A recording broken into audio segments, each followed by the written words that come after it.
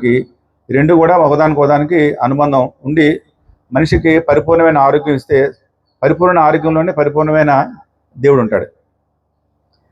Last one is rituals, ఆచారాలు సంప్రదాయాలు మనం గౌరవించాలి. ఒకళ్ళు ఇంకొక మతం వాళ్ళు ఇంకో చేస్తున్న ఆచారాలు మనం క్రిటిసైజ్ చేయడం కానీ, మనం చేస్తున్న వాళ్ళు ఇంకోళ్ళు ఎవరైనా క్రిటిసైజ్ చేయడం కానీ ఇవి సహజసిద్ధంగా చేయకూడదు. అందుకని ప్రార్థన కానీ, పూజ కానీ, భజన కానీ, మంత్రం కానీ, తీర్థయాత్రకు వెళ్ళడం కానీ, సాంప్రదాయాలను మనం చూడడం కానీ, ఇవన్నీ కూడా ఒక విశ్వాసంతో ఉన్న వ్యక్తికి ఒక అర్థాన్ని, అనుబంధాన్ని ఇస్తుంది. అదే నమ్మకం లేని వాడికి అవన్నీ కూడా అబ్నార్మల్గా అనిపిస్తాయి. అంచేది మనం వీ షుడ్ బిలీవ్ మన యొక్క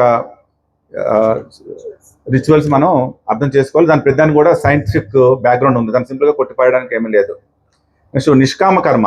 నిష్కామకర్మ అంటే ఏంటి? ప్రతిఫలాన్ని కేంద్రంగా చేసుకోకుండా చేసే పనిని. నెక్స్ట్ ఏంటంటే స్వధర్మం. స్వధర్మం ఏంటి? మన బాధ్యత మనం నిజాయితీగా చేయడము. నేను ఒక వైద్యుడిగా రోగికి నా శక్తి మేరకు అత్యుత్తమైన వైద్యం చేస్తాను, కానీ రిజల్ట్ నా చేతిలో ఉండదు. So I treat, God will heal అనే ఒక సూత్రాన్ని మన ప్రతి డాక్టర్ కూడా మనం పాటిస్తాము. అది మేము చేస్తున్నాం కూడా.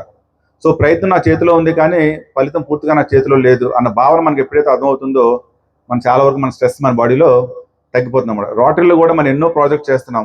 ప్రతి ప్రాజెక్ట్ కూడా నిజంగా పబ్లిసిటీ రావాలా? ప్రతి సేవకు కూడా రికగ్నిషన్ కావాలా? ప్రతి డొనేషన్కు మన పేరు కనిపించాలా? లేదు. సేవే మన సాటిస్ఫాక్షన్ అయితే అది నిష్కామకర్మ. భక్తి యోగా. భక్తి అంటే భయం కాదు, చాలా వరకు అది ఉంటుంది. దేవుణ్ణి ఎందుకు ఏదో చేయడానికి అంటే మనం భయంతో ఎక్కువ శాతం భక్తి ప్రదర్శిస్తూ ఉంటారు. భక్తి అంటే భయం కాదు, భక్తి అంటే ప్రేమ, విశ్వాసం, శరణాగతి. ఎప్పుడైతే దేవుడికి మనం సరెండర్ అయిపోతామో ఆటోమేటిక్గా he will take care of everything. శరణాగతి అయిపోయింది. శరణాగతి అంటే ప్రయత్నం మానేయడం కాదు. చాలామందికి ఇది ఒక అభిప్రాయం ఉంటుంది. చాలామందికి నేను ఇంకా సర్వసంగ పరిత్యాగన అయిపోయి నేను హిమాలయాలకు వెళ్ళిపోతాను, నేను డబ్బు సంపాదన మానేస్తాను, ఇవన్నీ కూడా మన స్పిరిచువల్ గ్రంథాల్లో ఎక్కడ కూడా మనకి అన్నీ చెప్పలేదన్నమాట. సో మనం తెలుసుకోవాల్సింది ఏంటంటే నా వంతు ప్రయత్నం నేను చేస్తాను, నా నియంత్రణలో లేని విషయాలని అంగీకరిస్తాను, అదే శరణాగతి. మనిషికి కొన్ని సందర్భంలో సైన్స్ సమాధానం చెప్తుంది, కానీ బియాండ్ సైన్స్ కొన్ని మనం చెప్పలేం. అప్పుడే మనకి స్పిరిచువాలిటీ, ఆ ఫిలాసఫీ మనకి బ్యాక్గ్రౌండ్లో మనకు వస్తుంది అనమాట. అది అందుకని మెడిసిన్స్ కేవలం సహాయం చేస్తుంది, కానీ చాలా వరకు మానవ శరీరమే దాన్ని చాలా వరకు మనకి అది హీల్ చేసుకుంటుంది అనమాట. నెక్స్ట్ జ్ఞానయోగం. జ్ఞానయోగం అంటే పుస్తకాలు ఎక్కువగా చదవడం మాత్రమే కాదు, జీవితం సత్యాన్ని అర్థం చేసుకోవడము.